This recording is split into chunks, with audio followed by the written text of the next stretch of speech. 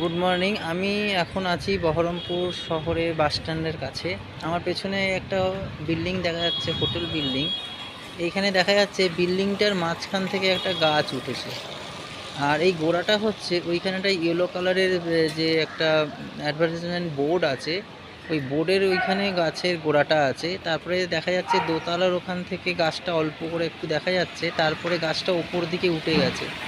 মানে এখানে একটা যেটা আমি কথা বলে জানতে পারলাম যে এখানে গাছ কাটা যাবে না। যে কোনো বিল্ডিং হবে, যাই হবে, যেখানে গাছ আছে এখানকার পারমিশন ছাড়া, মানে মিউনিসিপ্যালিটির পারমিশন ছাড়া এগুলো কাটা যায় না চট করে। এবং গাছটা না কাটার পারমিশন পাওয়ার জন্য এখানে যে বিল্ডিংটা উঠেছে, এটা ওই বিল্ডিংয়ের মাঝখান থেকে পুরো বারান্দা ফুঁড়ে, ছাদ ফুঁড়ে গাছটাকে তোলা হয়েছে ওপর দিকে। এরকম এটা না, এর পাশেও আর একটা আছে।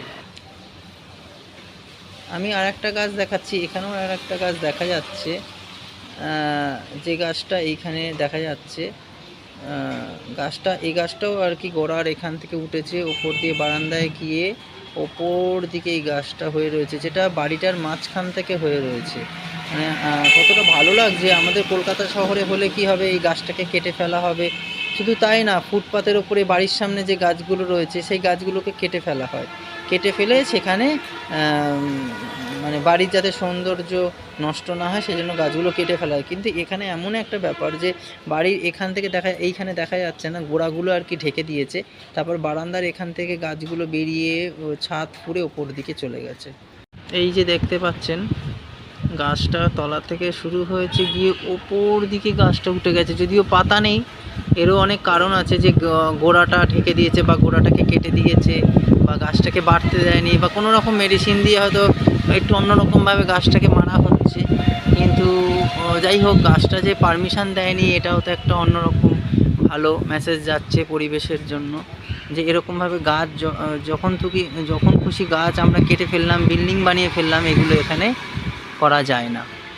এটা হচ্ছে দোতলার বারান্দা।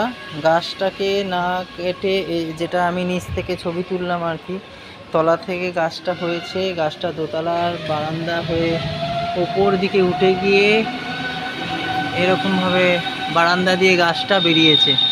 আমি আবার ওপরে যাব, গাছটাকে দেখাবো। মানে গাছটাকে কাটতে দেয়নি, এরকমভাবে গাছটা থাকাকালীন ওপর থেকে এটা ওপর দিকে গেছে। এটাও এরকম গাছটা রয়েছে, গাছের গোড়াটা।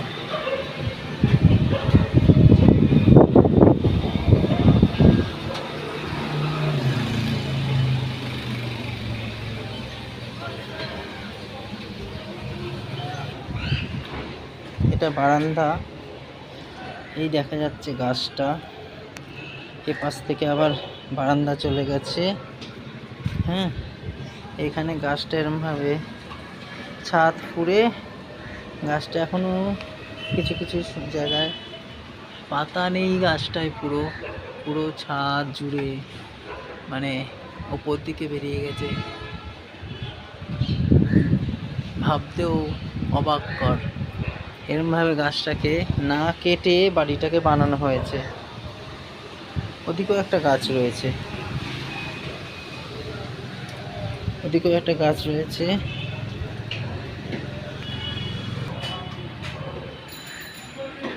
গাছটাকে কাটা হয়নি, যদিও গাছটা মরে গেছে, পাতা নেই, ঝরে ঝরে পড়ছে।